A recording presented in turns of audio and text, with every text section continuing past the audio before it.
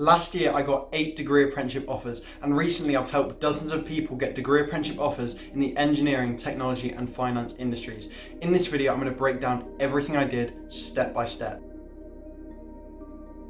Number 1, get work experience. My work experience was the number one reason I was able to get 8 degree apprenticeship offers. But here's the thing, most people don't even bother with work experience. So this meant that when I put down in my applications that I'd done 2 weeks in-person work experience at a construction site, it straight away put me 2 steps ahead of the competitors. It put me ahead of everyone else who was applying to that degree apprenticeship. So if you can get in-person work experience, definitely do it, because you're going to learn so much knowledge, so many skills that you're going to be able to put on your CV, whether that be in an office, on a construction site, on a manufacturing facility. It is going to be the number one part of your application, okay? However, since COVID, in-person work experience has been kind of difficult to get. So I'll let you into a secret. Virtual work experience is just as good, and it is super easy to get. Okay, so here's 3 websites I use to get virtual work experience: SpringPod, Speakers for Schools, and Uptree. I did about 5 different virtual work experience programs, which meant in my applications I was mentioning a minimum of 3 or 4 of them. And that was the difference between me and other candidates. That's why I was the one who was able to get 8 degree apprenticeship offers, because of my massive wealth of industry relevant work experience. Number 2, do other activities to boost your application. Let me give you some examples. MOOC, M-O-O-C, Massive Open Online Course. I made sure I did one of these courses for every single different degree apprenticeship I was applying to. So if I'm applying to a civil engineering degree apprenticeship, I'll have done a civil engineering MOOC. If I'm applying to an electrical engineering apprenticeship, I'm going to have done an electrical engineering MOOC. By doing these online courses, I was able to showcase so much high-level, detailed information about these industries which no one else could even match, which made me a way more attractive candidate than everyone else, okay? Here's where you can do MOOCs for free. Definitely recommend it for every single industry you're applying to. Coursera, edX, and FutureLearn. Go and check out a MOOC. Another thing I did to boost my application was volunteering. I volunteered as a swimming coach, and I made sure to put this on my application. It showed 2 things. Number 1, that I was a committed, dedicated individual because I was giving my own time for free to help other people. And that just shows you as a wholesome, good person that they want within their company. But even better, number 2, it shows transferable skills. So as a swimming coach, that shows leadership skills, it shows interpersonal skills, it shows time management skills, it shows organization skills, it shows that I'm a good candidate to work at their company. Another thing I did was deliver a presentation. So there was a society at my school. I went to that society and I delivered a presentation. Now this shows the employers a load of things, but most importantly, it shows communication skills and confidence, 2 really key things for the workplace.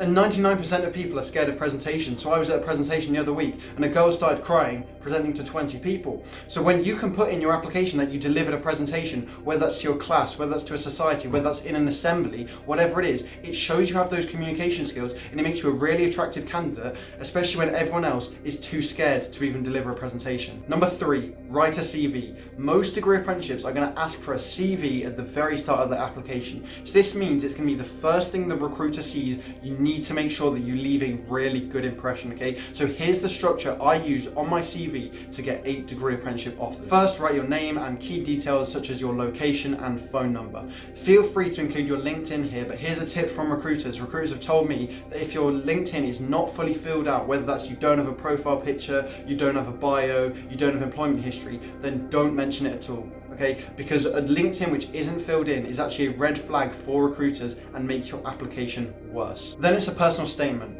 3 or 4 sentences which summarize you as a person. When I was making this personal statement, I would always make sure that I refer to the key words within the job description and use those to craft the personal statement. Next, it's an education system, and this is where I would put down all of my A-level and GCSE grades to show that I meet the requirements. For degree apprenticeships, grades are usually much lower than what is needed for university. Next, I would write a work experience section where I have 3 or 4 bullet points going into some of the work experience placements I've been doing, explaining the knowledge I've learned and the skills I've developed. This is where those work experience placements we talked about earlier come in useful. Finally, I wrote a key achievement section which summarized anything else which I could add to improve my application. That can include school prizes, online courses, D&V, even things like being part of a sports team or playing a musical instrument. After all that, I made sure my CV was no longer than 2 pages maximum, and I spell checked it to make sure there were no errors at all.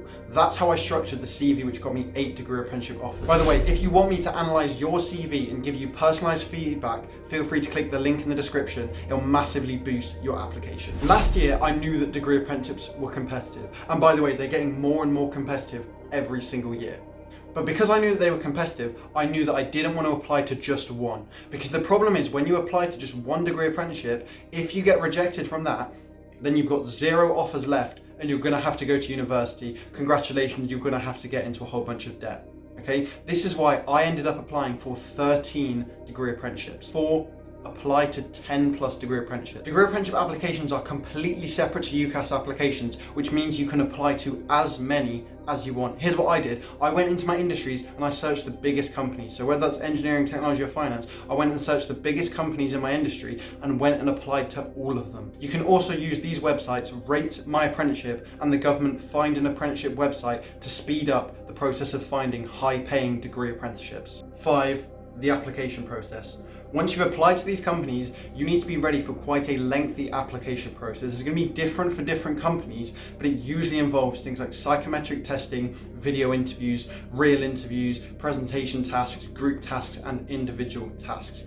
The key here is practice. That's how I managed to get my degree apprenticeship offers, was because I was practicing all these different stages. I wasn't just going in blind to do these stages, because that's how you end up doing really badly and getting rejected.